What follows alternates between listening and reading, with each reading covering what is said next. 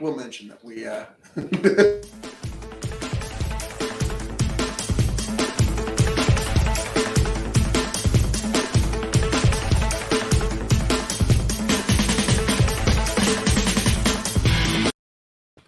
And welcome, one and all, to the Revolutionary Wrestling Podcast, in all actuality, for our general take and review of Payback. We would have been here a little sooner, except a certain colluding ne'er-do-well was so busy colluding with his collusion partners that he accidentally put us on the Dog and Chicken Show live stream rather than the Revolutionary Wrestling Podcast live stream. I'd rather not talk about it. Get your collusion straight, Tony. My God. Let's just not talk about it. So, folks at the Revolutionary Wrestling Podcast, I do apologize for the mere moments of tumult and chaos that were when you could not hear the summer sounds of my voice. And you had to click 2 clicks to get over to the Dog and Chicken Show. So, okay, here's what happened, folks.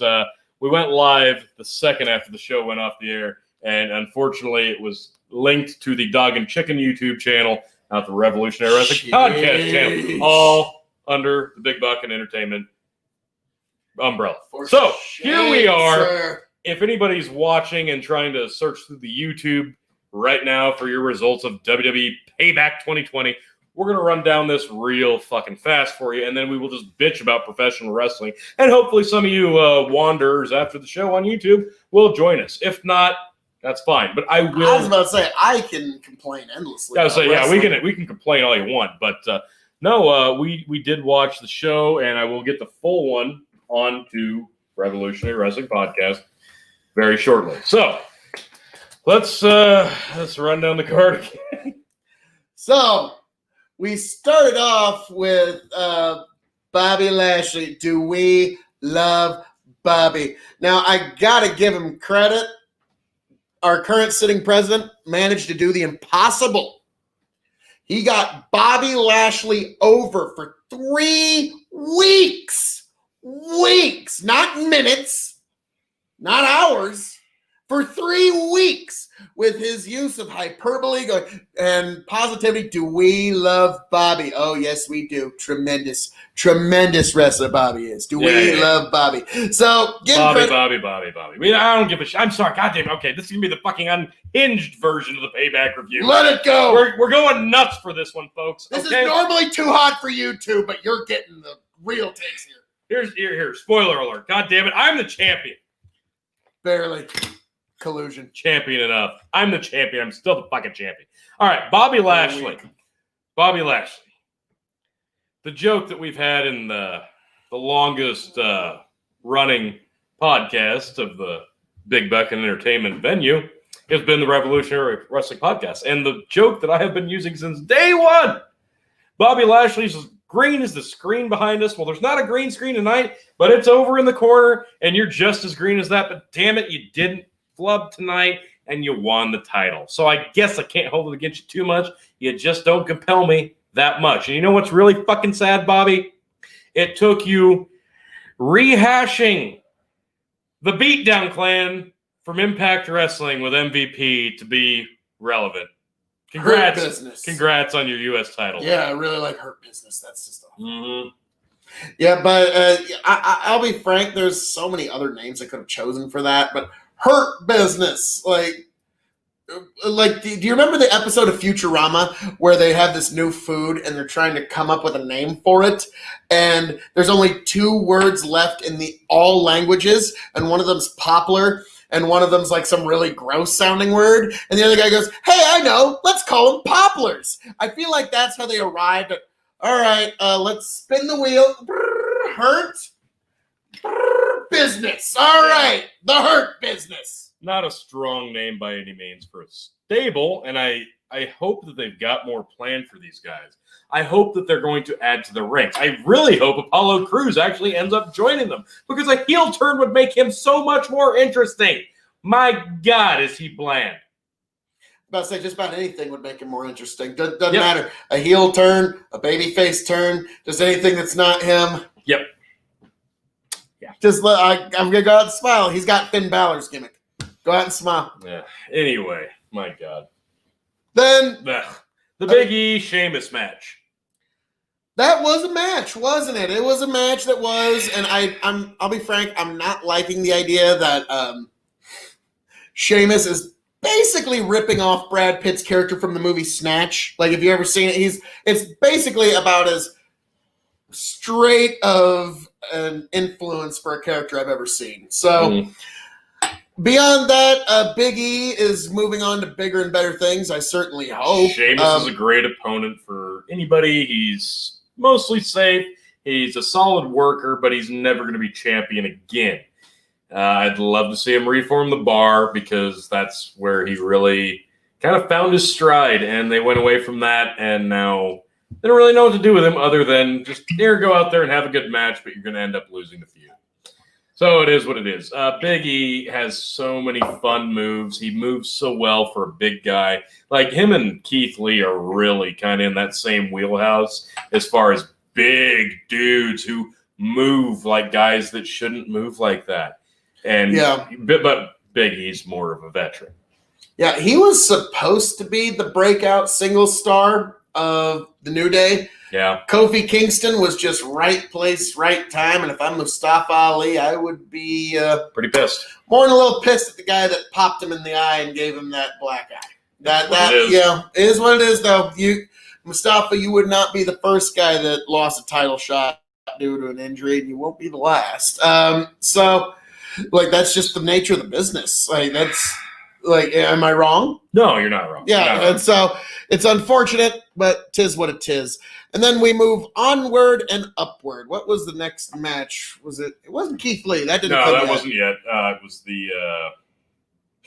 Now we're shooting from the hip, guys.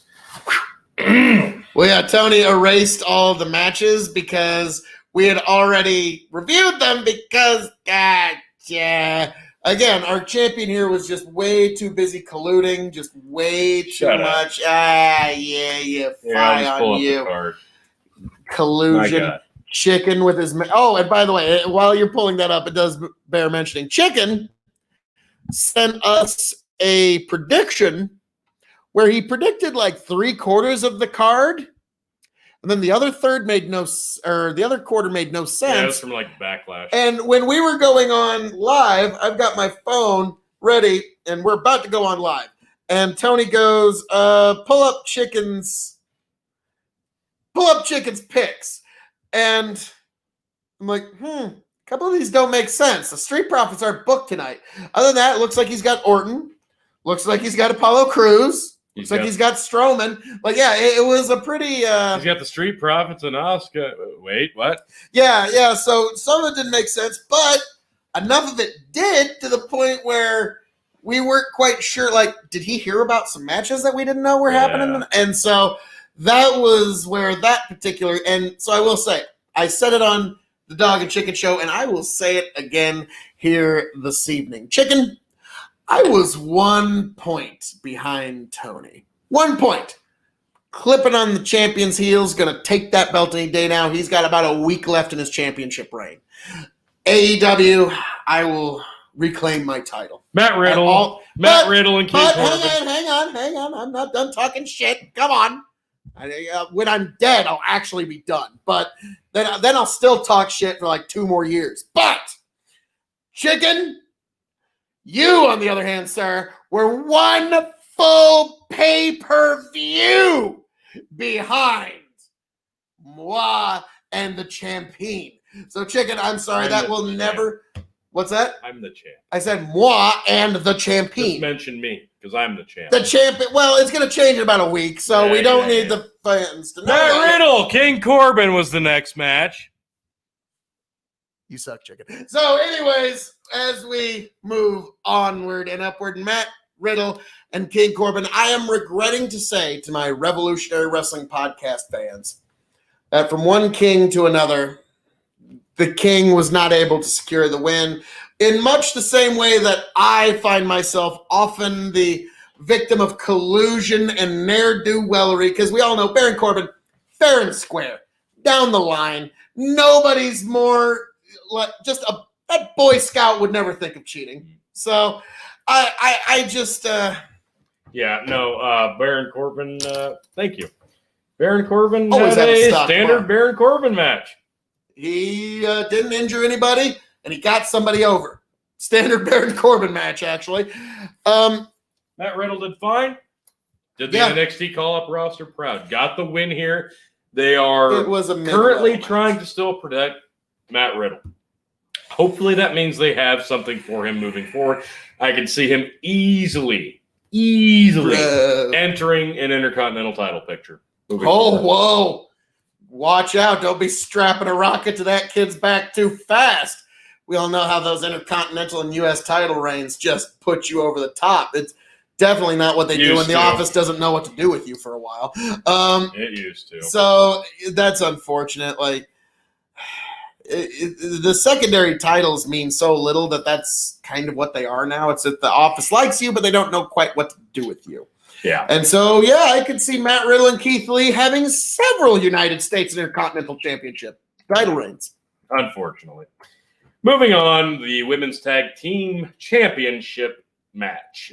This was pretty quick overall. You expected Sasha and Bayley to drop the belts. We predicted it. It happened. Chicken had Sasha and Bayley. And again, I don't know if he was on a different card, but like, okay, so he's got Sasha and Bayley. That makes sense. I mean, you know, I could see, like, I damn near picked Sasha and Bayley. Like, it was like, just because, like, you could see them hanging on to it and dropping it at a later time, but we've got a full month until the next pay-per-view, and that's just TV stew time. So let them stew on that. Nope.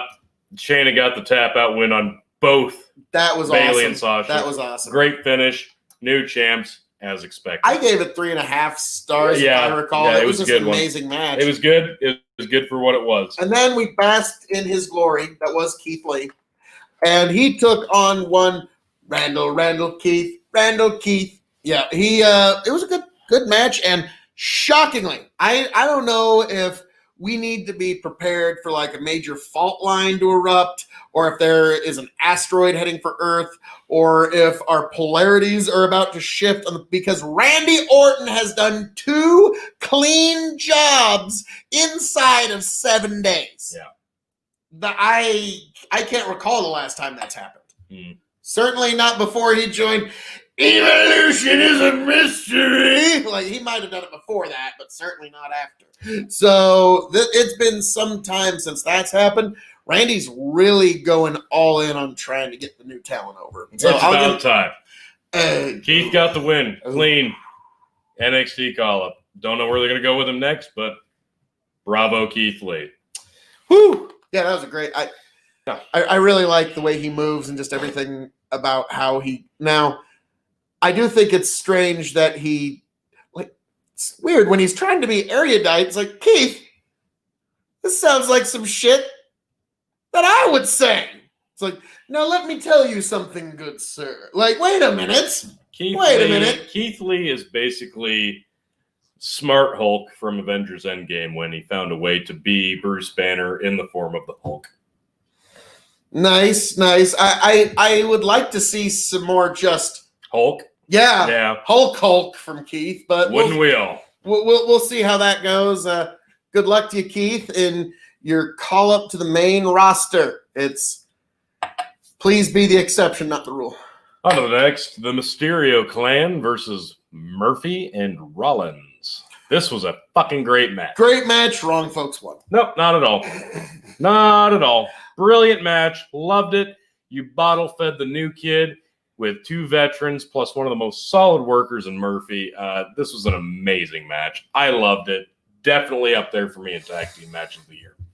Not the winner, but it's up there. I wouldn't put it in that category. Loved it. It was and had this been in front of a crowd, whatever. It wasn't that good. It was no Young Bucks versus Adam Page and Kenny Omega. I mean, that was clearly the best tag that was team a high wrestling spot. I've seen not only that year, but in several years. Just goddamn wait. spot after spot. Cody Rhodes and Dustin versus the Bucks was also pretty good. Who's legal? Nobody knows. Nobody cares. Spot. Is this a tag team match or a 4-way? Nobody knows. Spot. It's like watching 101 Dalmatians. Your jealousy is unbecoming of you, sir. Spot. Your jealousy. Spot. As opposed to the WWE New York amazing. style of 20 stars. 20 stars. spot commercial break. We come back. Spot. Oh my God, folks, we'll be right back after these messages. Spot. At least it was Nobody cares. Spot. At least it was 30 minutes of wrestling. Was We it? got to see 30 No, minutes it of was solid 30 minutes wrestling. of spots. 30 minutes of spots. Now, But the best match we're tag match of the year. about, Young Bucks versus Adam Rey Page and Mysterio Kenny and Omega. Dominic Tag Mysterio match of the year, defeated undisputed. Seth Rollins and Buddy Murphy. Don't call him Buddy Murphy, but Murphy. There you go. Great match, 4-star. Loved it. 3.5. It was a good match. 4. It was a Fine. great Yep, match, yep. but again, it was 3 unbelievable grades bottle feeding a kid in his second match. That's what this was. Anywho, the main event. In which your King of Extreme was correct. And Roman I Reigns. still retain. Oh, you enjoy it for the last week you get it. I'm Enjoy fine. it. It'll be fun. I'm doing just fine. Uh-huh. Roman didn't sign the contract until about See, halfway Tony, through the match. I understand AEW, just the general thoughts behind it way better than you do. It's closer to WCW in Georgia. You were raised in New York, Mark. This is where my power will reign. Yeah, he'll still lose this one. Anywho, so about 3/4 the way through the match after the Braun and the Fiend destroyed everything they could in their path, Roman finally comes down, signs the contract, enters the match. Couldn't get the pin on the Fiend. Couldn't get the pin on the Fiend. Couldn't get the pin on Strowman. Strowman, chair. Couldn't get the pin. Fiend with the mandible claw. Fall out of the ring. Get back in. Spears Braun Strowman. 1, 2, 3. New champ, Roman Reigns. As expected. And probably one of the most highlighted parts of the match, 2 Alexa Bliss backstage segments. Oh, I know that was the highlight for you. It was. I wasn't a fan of the superplex. Nope. Yep. I said that on the Dog and Chicken Show review of Payback, and I'll say it here. I don't like the overuse of the superplex. I get it. They kind of needed it to give a shocking thing for this match, but when Brock did it, they should have retired it after that. For a while, yeah. Even Big Show, when they wanted to do it with him and Mark Henry, he drug his feet and did everything he could to not do it. And eventually the office just said, you're doing it. Yeah. So it's unfortunate because it cheapened it. And Big Show is absolutely right in that regard. He was 100% correct. And it does keep kind of cheapening. Now, I didn't see it coming.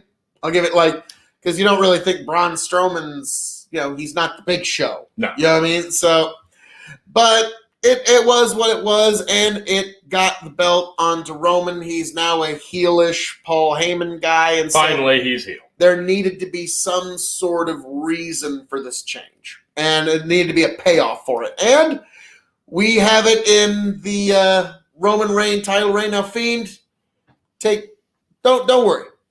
You only had the second shortest Universal title reign of all time. Close. The first comes to another spooky, scary character, Demon Balor. So apparently the Universal title really doesn't like spooky, scary characters, and it generally just doesn't like everyone else. You remember Seth Rollins' Universal title run? All he did was get everyone under. Do you remember Braun Strowman? Oh, that was legendary, wasn't it? That was legendary how he got WWE out of that contractually obligated fucking corner that they booked themselves into. And then there was Kevin Owens. Remember how strong of a champion he was. The Festival of Friendship was the highlight of his championship reign.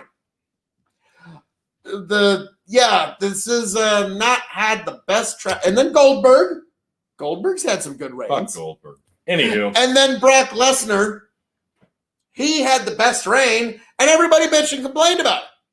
It was the best. Because he was in Canada most of the time. So he kept the belt contained in Canada where it couldn't harm anyone else. Because even it dares not harm Brock Lesnar. So that's got to get. And now, Drew, you better just hang on to that WWE title. It's like, nope, I'm fine. Don't need no Universal titles. You have fun over there. Yep, I'll keep the real one. Thank you. Yeah, the real one. The real one. All right. That was Payback. That it was. All right. And we have upcoming AEW's All Out, where you will be able to see us actually on the Revolutionary Wrestling podcast give a preview and review. You'll get there, champ. You'll get there. I know you got a lot of colluding to do. It's tough. Yeah.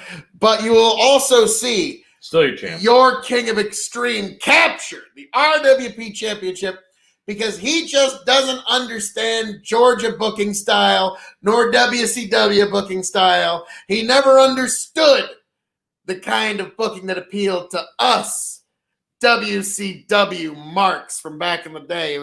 So he doesn't understand that psychology. So he is in an arena. He's in over his head, folks. He's not going to be able to tread in these waters where the King of Extreme is going to turn him into shark chum at AEW All Out. It's going down. Phil Cayley's taking the title due to the power that is WCW Georgia style. It's happening. Well, it's going to be embarrassing when he loses. All right. Join us next New week. York Mark. Yeah, a lot of people don't know. He's been a New York Mark his whole life. He's been a Mark WWE's whole life. Never really changed. So looks like it's doing fine for him. He only understands Vince McMahon's Emergent Circus. So here at Payback, of course, we're on Tony's home turf, basically. So don't worry. Your King of Extreme, with all of those handicaps, still was 1 point behind, folks. So worry not. Your King of Extreme will take this championship next weekend. AEW All Out. Is that Saturday? This upcoming Saturday, you can see your King of Extreme do what's right, set the world on the proper course, and capture the RWP Championship. You hope.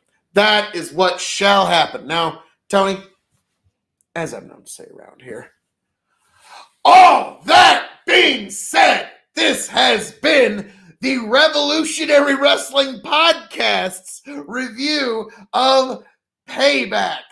I am the devilishly handsome outlaw himself, your King of Extreme, the King of the Evolved, the King of the Ethereal, the Prince and Potentate of the Political, the Master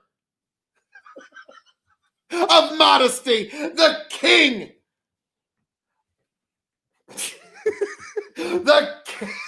Your King of Extreme, Phil Cayley, signing off and handing it off to Tony.